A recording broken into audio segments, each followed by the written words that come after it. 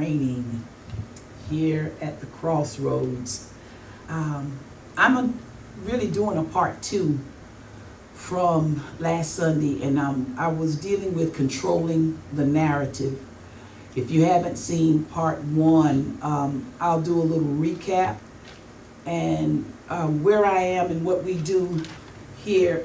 We interact, and I often give the viewers the opportunity to also, I give them the opportunity to also, you can type your questions, write your questions or whatever. In a few minutes, I'm about to get just a little bit lighter because the lights weren't on. Ta-da! And we're going to get the other one.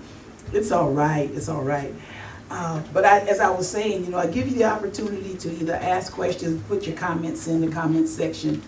And tonight, there's no difference. You can do the same thing tonight. But this is a continuation of part 2 from controlling the narrative. You need to know how to control the narrative. How many times have somebody boxed you up in a corner and you couldn't say nothing? The only thing you could do to get out of it was just to agree. What they did was they not only controlled the narrative, they took control, and it left you in a place of sometimes feeling like you were overpowered, or you didn't have a say, or you didn't have a voice. But the first part to controlling the narrative that we started with on Sunday was being able to stand in the test. People we generally falter or fall whenever trouble comes. Before we can regain our footing or regain our step, we will sometimes succumb to what has come to us. But on Sunday, we really learned, and we came from the story of 2 Kings, the 4th chapter, that was dealing with Elisha and the Shunammite woman. And I'm going to pick it up, and I'm only going to use one verse because I came to the place where I stopped. And I stopped at whenever she said, "All is well." She controlled the narrative, whereas to Gehazi had to move aside and to let her go on, to continue. And we find out that whenever we gave the definition on last Sunday for narrative, and that definition was, it was a spoken or written account of connected events. The narrative you're speaking from what it is you're either looking at, what it is you heard, what it is you have seen. But they're always connected to it for it to become a narrative. And then like I said, was the practice of the art of which a lot of people have made that. Because how many times have you asked somebody something just to find out that everything that they told you, when you heard another version of it, they either added something to it or they left something out of it? That's a story. People practice what they want you to believe. They practice seeing so that they can see you to believe also. It's a good account of the events, and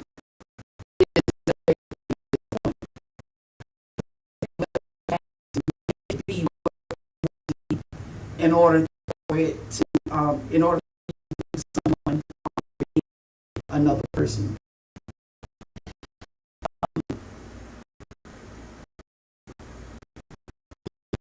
Let's start tonight on the board the narrative part 2. Let's start tonight with 2 Kings, the 4th chapter.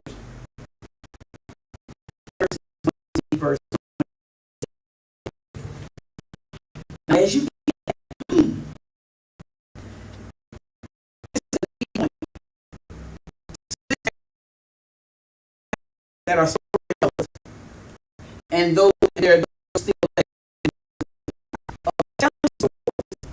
you have to make sure that what they tell is from what you see. Even though they are looking at something totally different. See, this is how we're going to master, this is how we're going to control the narrative. Because you're going to have to give them what you see and understand that what you're seeing is not what they're looking at. This is going to be really good. It's going to be really good. The way that you're able to do this, let's read 2 Kings 4:26 first. And I'm reading this out of the King James Version. This is just to bring you up to where it is, where we are in this particular, before we get to this verse. You already know that Elisha the prophet, with his servant Gehazi, they would pass through Shunem from time to time. This Shunammite woman saw him, and at first she constrained him and asked him would he come in and not only eat and then just rest before he would continue the journey.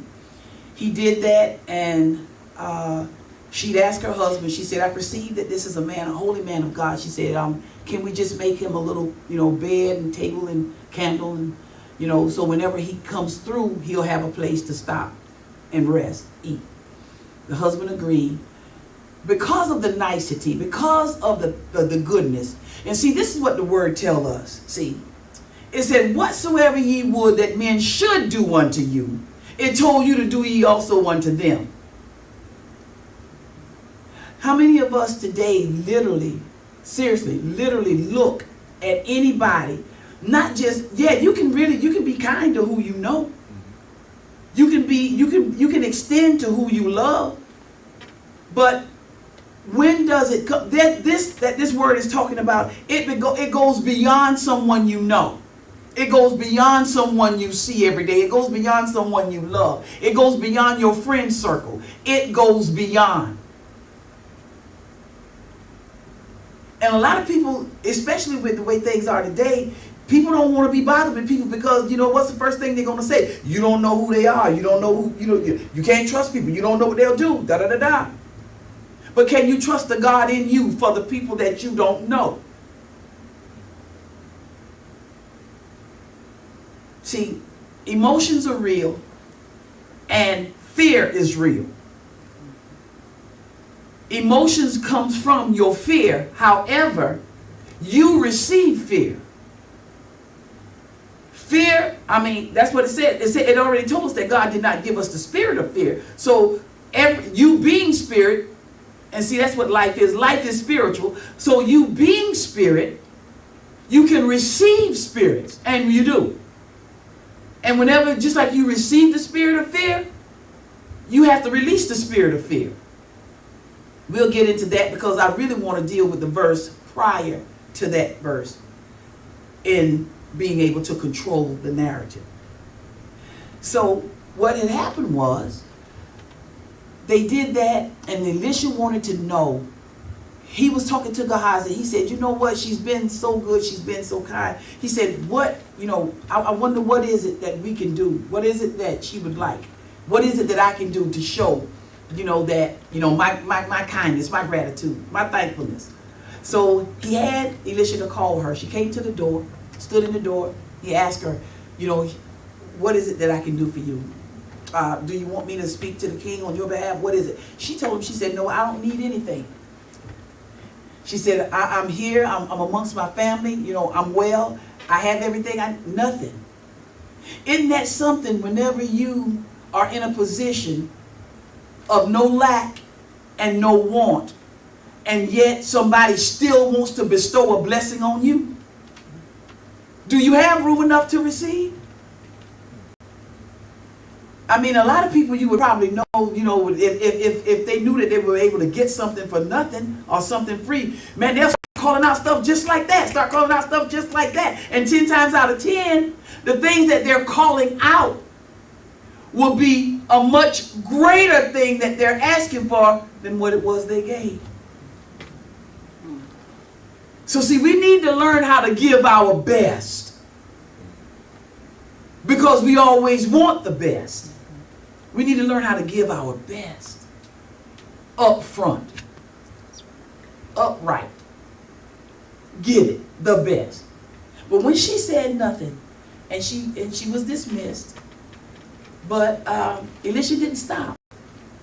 He had a conversation with Gehazi, and he was asking him again. He said, well, you know, he said, I just don't know what it is.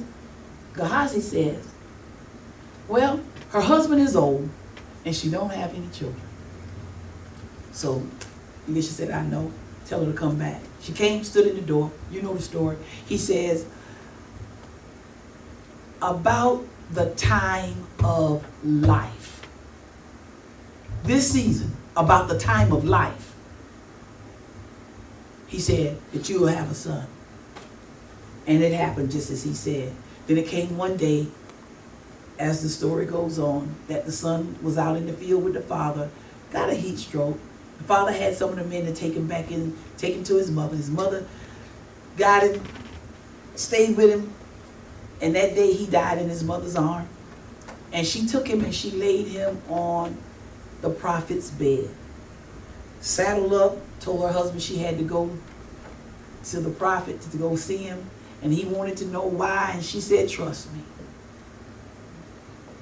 Trust me. She saddled up everything, knowing who she was going before. She did as customary.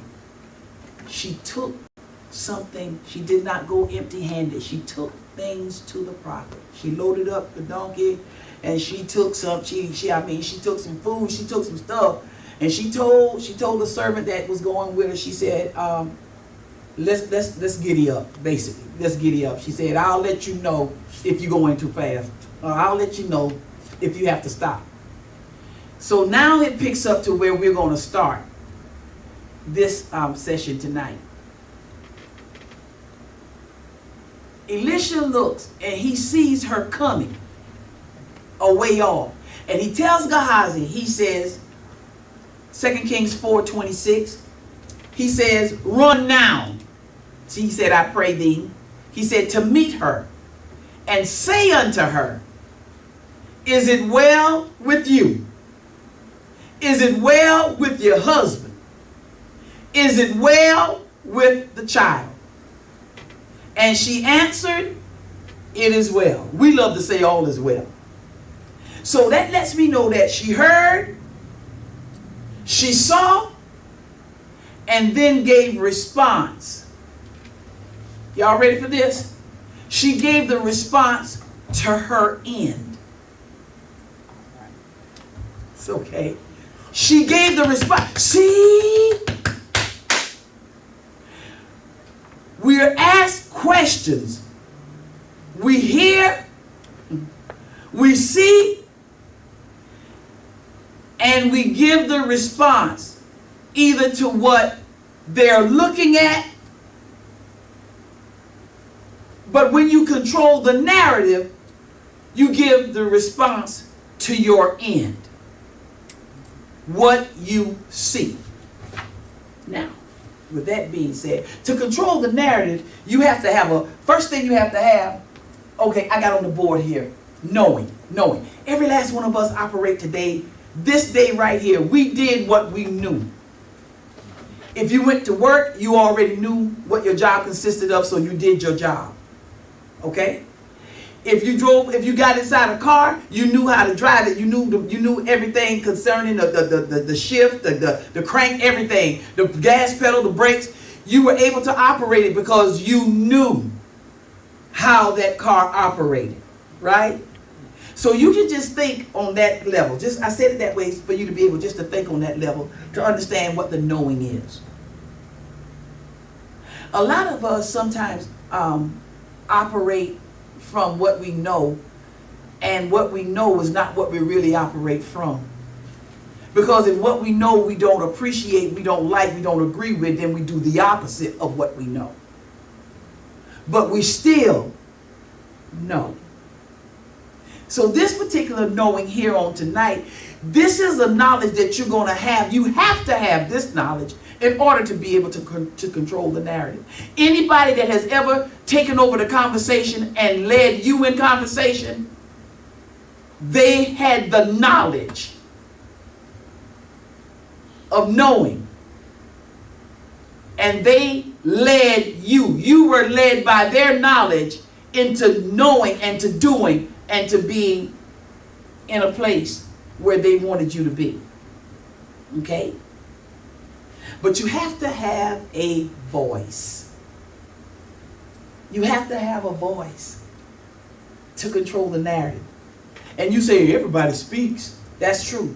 But this voice is a voice of power, it's a voice of passion, and it's a voice of persuasion about what it is you have seen. Not said, what you have seen. See, that's what you're speaking from. People say a lot. And I gave this example before, and I'll give it again. Y'all know God is good. Y'all know what they say. All the time. And all the time. And that's just a saying. Because if you don't ever stop and tell me the goodness of God to make me understand. See, that's a part of being able to control the narrative, because it says good understanding, coming out of Proverbs, the 13th chapter, I think around about the 15th verse. It says good understanding will give you favor.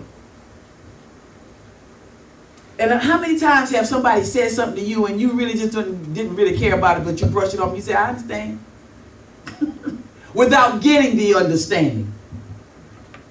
I understand. But this right here, it comes, it's more than a saying, it's a seeing. And so your persuasion, your passion, and the power that resonates through your voice to articulate the words, that's substance. It's not just a saying, it's substance. It holds its weight. It carries its weight. And it produces.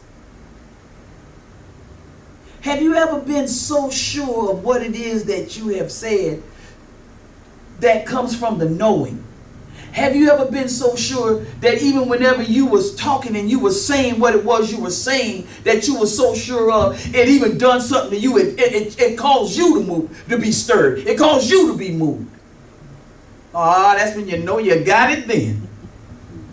That's when you know you got it.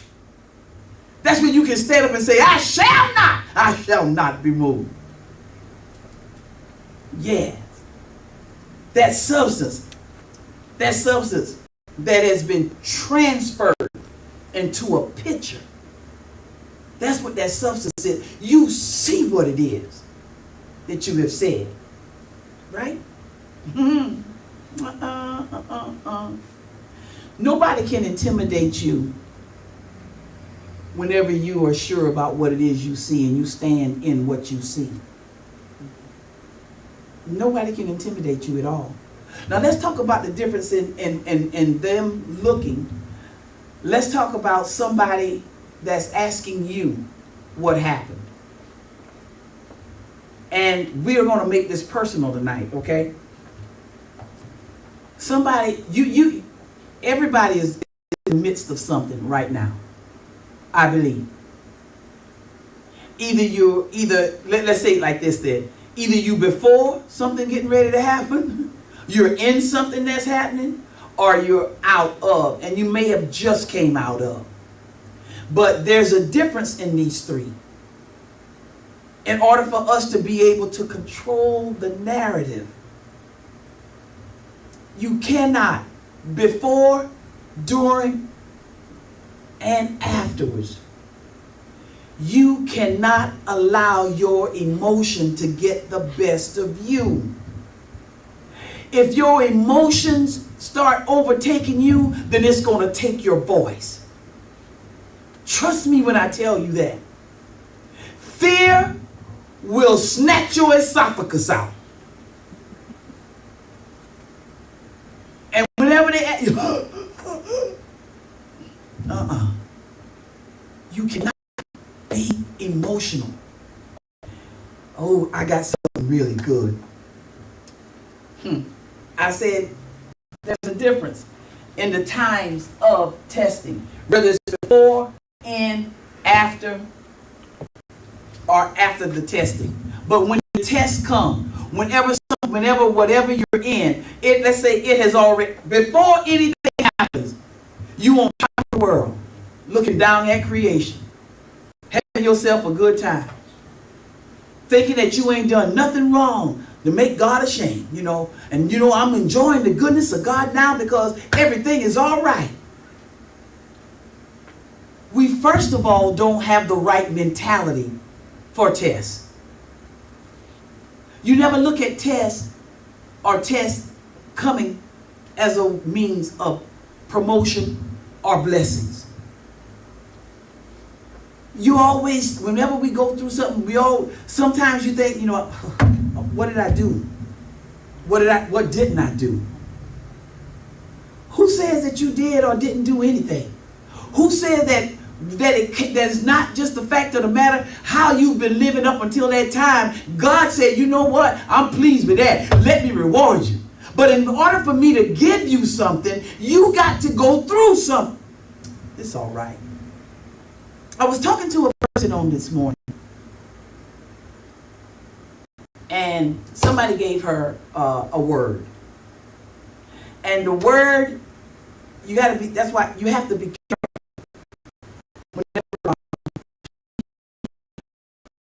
over you, because they're speaking into you. That's why you're going to have to know to be able to guard yourself.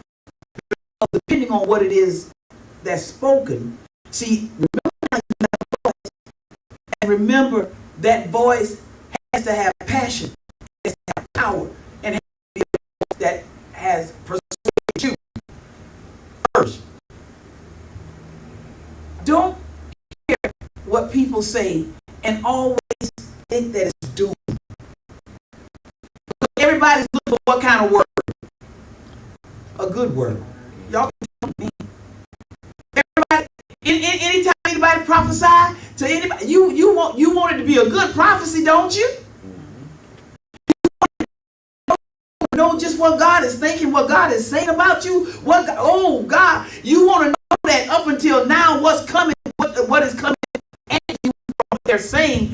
You want to know that God is pleased. You want to hear something good. And if you don't want to hear something good, something wrong with you. And if you don't want to admit that you want to hear something good, something wrong with you. But what do you do whenever what you hear, you don't know if it's good or bad? And yet you go to the end in death. No. I had to say, no, you come back. You heard what was said. Now you need to go to God and ask God, what would you have me? What are you saying to me? What? It's more. You have a voice. And if Jeremiah 29:11, if God said, he said, for I know the thoughts that I think towards you. That thought, he said, I know the orchestration. I know how your life is going to go. He said, I'm not trying to disrupt nothing. I'm not trying to, kill nothing. He said, peace. Listen, have you ever thought about why he says peace? Because the peace of God is what keeps us connected to God. Peace is what keeps us connected to God. And a lot of times your mind stay in other places so that you don't have the voice that you need, because the word tells us if you keep your mind stayed on him, he said, I'll keep you in perfect peace. Yes. So if he's able to do that, then he's able to orchestrate our life in a way Whereas to no matter what the test is. See, this is another story. I have another person. I'm just trying to show y'all what happens whenever you're in it. I have another person that before anything happens, we can talk. Oh man, we be on top. We on the mountaintop. You know, God is good, and you know this. I went this place and I did this thing, and this happened with that person in that person's life, and you know, and I just thank God for His goodness. You know, I see what God is doing, and then it comes your test. It comes my test, and while I'm in it, why have my voice? Why has the power of my voice? What's the word, Danielle? Not escalated. Why has the power of my voice diminished? Now because I'm in the valley.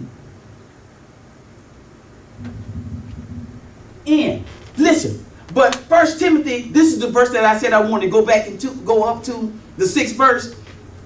Whenever it said, now the 7th verse will say that God has not given us, you know, the spirit of fear. But that 6th verse says, wherefore I put thee in remembrance, that thou stir up the gift. It's in the test. Oh my God. It's in the test. You forgot. You don't even know. Do you remember who is in it with you? And I declare unto you, even if you're in the valley, you got to have a mountain mentality. You got to have a mountain voice. Whenever you're on the mountain and you was talking about how good He was, I put you in remembrance. Remember His goodness then. Know that He's in it with you. So my voice and the power of my voice and the persuasion of my voice and the passion that I have, I should have that same passion, power, and persuasion when I'm in the valley as I am on the mountaintop. And it's easy, you say, to talk about this now tonight. It's easy. But see, you don't know what I'm in, and I don't know what you're in. But I am truly led to believe that we're all in something. Even if you're almost out, you're still in it.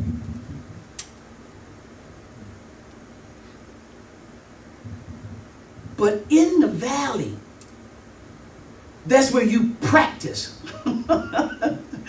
You practice your voice in the valley. When you're in the midst of that test, instead of cowering down, you practice your vocals. You speak in authority. You speak knowing. You speak believing. You speak mountaintop speeches. You speak mountaintop revelations. You speak mountaintop elevation. You speak your way up out of the valley. By knowing that you're still on the mountaintop. It all depends on what you see.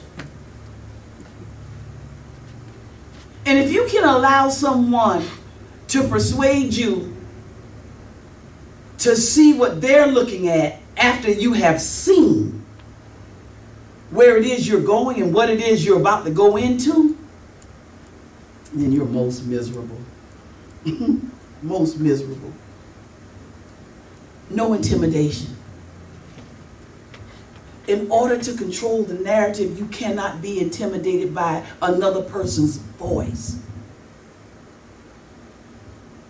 You cannot be intimidated by another person's persona. Before we started running the live tonight, I was talking to one of the believers, and I was saying our problem is we don't understand that life is spiritual. We look at people and we look at the things that people do or what people say, and we begin to deal with the flesh when we don't understand the spirit. If you would ever get the spirit of a person, to know that that's what they're operating from, the spirit that is within.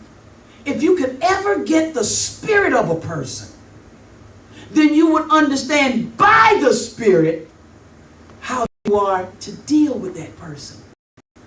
And a lot of people, and I just last week, you got to get this this thing right. It said, try the spirit by the spirit. That's not what the word said. Try the spirit, whether it be of God. And in order for you to be able to try the spirit that the person's operating out of, you have to possess the Spirit of God to know if that's the Spirit of God that they're operating from. For God has not given us the spirit of fear. So there are spirits. But life is spiritual. So let's backtrack now.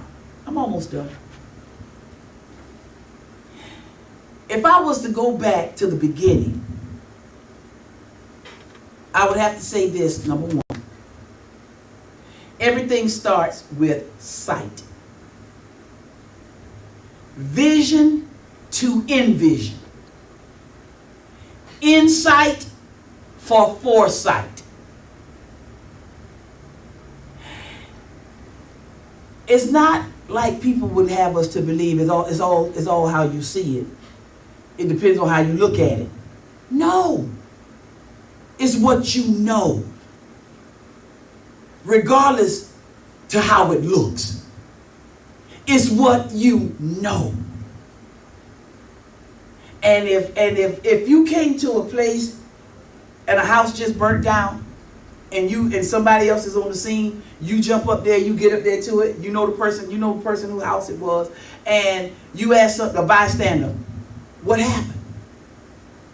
They're going to begin to give you the events of the account, where they came in at, what they saw, who they saw, what they did. And see, all of this is creating a picture for you. And you don't know at this time if this is actual factual or if this is the art of a storyteller. That's why the Bible tells us and it shows us that the accounts, that's what they like to say, the accounts of Matthew, Mark, Luke, and John. Because you find out that all of them were together. But whenever you read the different accounts, you find out that one saw something that the other one didn't. But every account, every event, every account, it comes to make the story complete. So that you get the end result that you will be able to see what you need to see. In order to know what you need to know. In order for you to do what you need to do. In order for you to receive the results that you need to receive. So if I was to backtrack, the first thing I would say is that we need to have works. You don't want to deal with that works, but faith without works is dead and all this good stuff. No, you need to be able to know how to see who you're looking at, see what it is they have need of, and supply it. So that you'll have something in your account. See, because if you don't have nothing in your account sometimes, then you can't draw from anything. And how can God, God can give you something out of nothing. He can create something and make that. All of that. And you can too. But it should start with one another. It should start with who it is you see. That by the Spirit, it speaks to you that you see them with a need. You don't have to ask. Just do it. See, this is how you begin to store things in your account. Your heavenly account. So God can then look at you and say, have somebody to come to you and say this or say that. But whenever they come to us for whatever test that we're in, whatever the outcome is, and I promise you, it can look like a heap of burnt rubble. But you got to be able to see the brand new building erected with every room, curtain, drapes, floor, I mean down to the grass. You got to be able to see the completed picture. And everybody's looking at that heap. Everybody is looking and seeing nothing. But whenever you begin to speak, when they ask you what happened, whenever you begin to speak, when you control the narrative, you take control of what it is they're looking at, so that the events of what it is they see, how it came to be, you have to rebuild. It's all right. You have to rebuild in the same place that they're looking at, where nothing yet exists right now. Can you call somebody? See, that's not only hope for you. That's you being able to extend to them another way of seeing what it is they're looking at. But it takes that voice, that passion, that power, that persuasion, that substance. And they'll be like, nah, man, where you? You don't understand. I didn't have nothing to do with it burning down. I'm seeing just what you seen, but let me tell you what it is I see. And that's whenever that voice opens up. And that's whenever you begin to build what you see in the sight and the presence and in the hearing of the one that asked you what happened. When they ask you what happened, can you respond or will you react? See, if you react, you're going to react to what it is they see. What it is they looking at.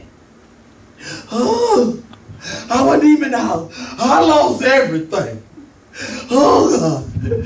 You got insurance? Yeah, I got insurance. They going to rebuild? I don't know. I got to go. I don't know. I'm not going to make sure I was current on my insurance. Got to make sure I was current. You fall off and they are dominating. They got you in the same. They got you in the rubble. They have you, if you cannot control the narrative, you control the narrative by what you see. And you take control from what they're saying. Especially whenever they are steadily talking to you about what they're looking at. Is it well with you? Yes. Is it well with your husband? Yes.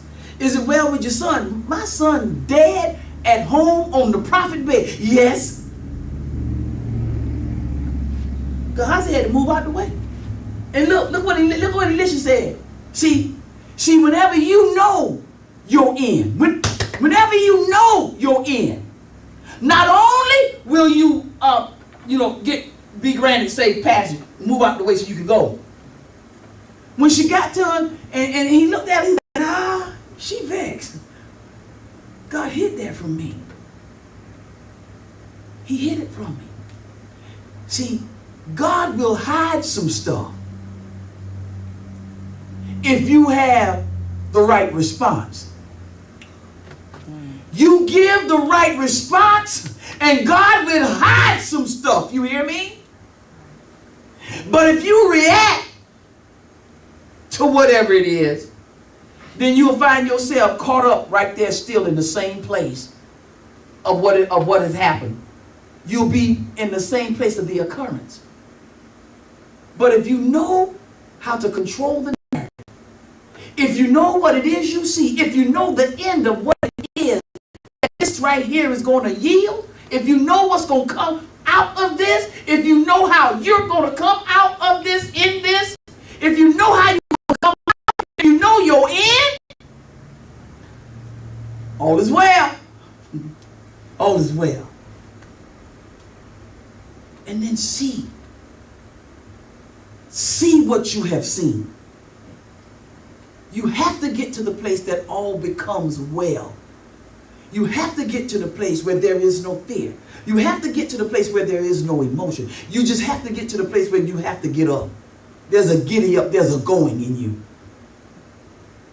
Because all is well. I just got to get to the place My voice will take me to the place that mine eyes have seen the glory of what God said that I was going to have.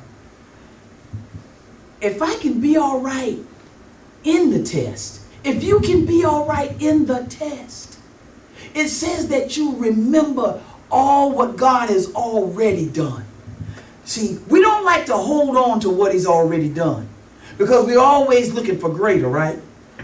Well, don't you understand that it takes what he's done before for your faith to be increased for the next level? You got to level up, level up, level up. Level up in faith. Level up in remembrance. You got to stir up what's in you in that time and in that place. And you know what? If you don't have nothing in you, there's nothing to be stirred. And a lot of people faint in tests because there's nothing that they can remember God did that would tell them that at this time, he'll do it again. Somebody else got to come from the outside and pat you on your back and try to give you some assurance, some encouragement, whenever you should be in the valley with him on the mountaintop speaking. I end it like this. When you can control the narrative, for real, y'all talk about the Hebrew boys and them going, being thrown in the fiery furnace. They wasn't thrown in there. I declare, if you know what you know, them boys walked up in there. You better know it. They walked up in there. No, you be... get him. You go first. I'm going to be last. When you know, because you have seen him and you have seen what he can do.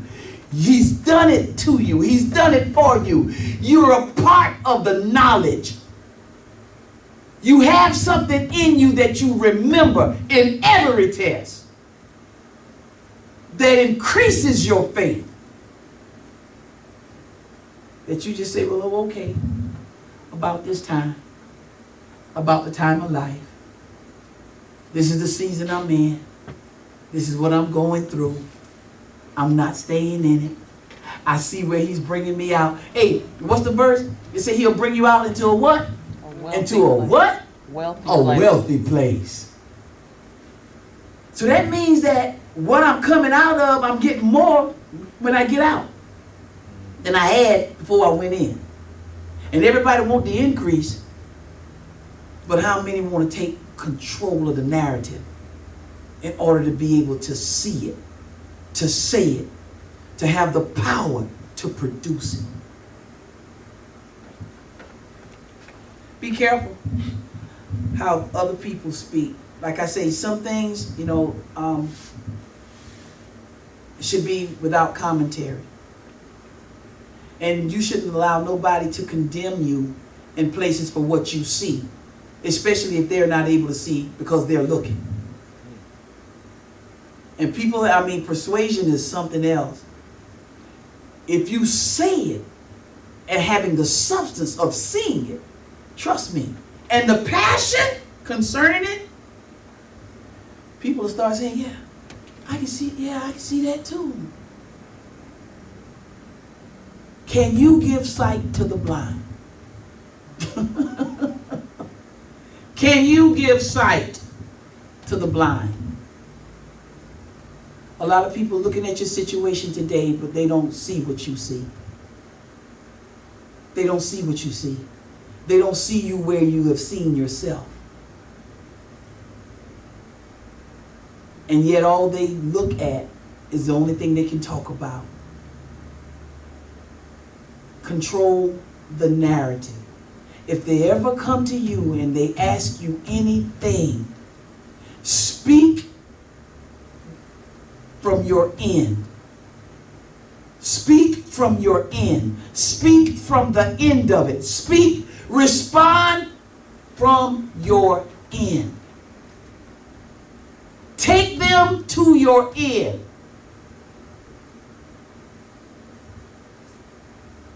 Do not leave them in the rubble. Do not leave them looking when there's something else to be seen. God bless you on tonight.